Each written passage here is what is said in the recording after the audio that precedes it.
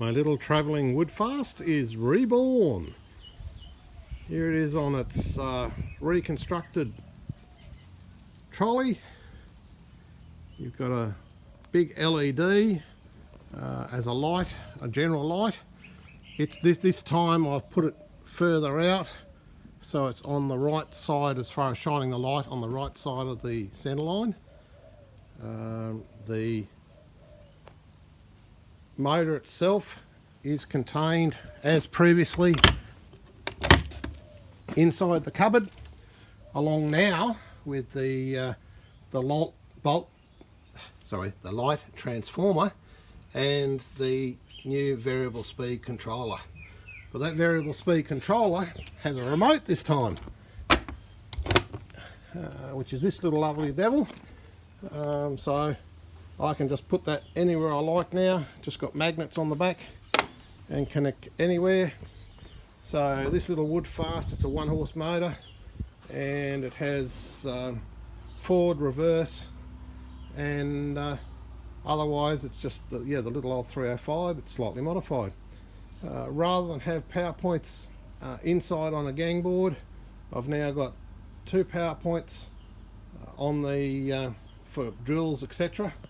I've also got, if you can see underneath, another couple of power points for the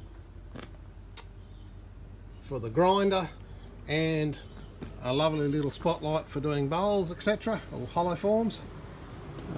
There's also the magnifying LED for doing those little tiny bits and pieces as before. Here's where the remote for the variable speed drive comes in, just a standard computer cable, and of course that can be covered up when not in use or in transport. Another double power point. This is generally for the LED light and anything else on this side. As previously though, the grinder sharpening station is there on the other side, along with more cupboards. This cupboard here being access to the compressor and a few other odds and ends. But that's basically it. On the other side,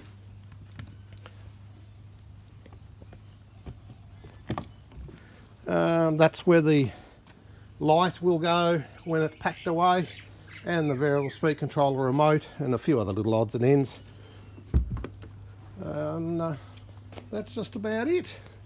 And of course this drive, I had to make a new cover box because this has a 3-step pulley that's slightly bigger than before, so I could run V-belts, and of course my standard sticker for those who don't know. Cheers.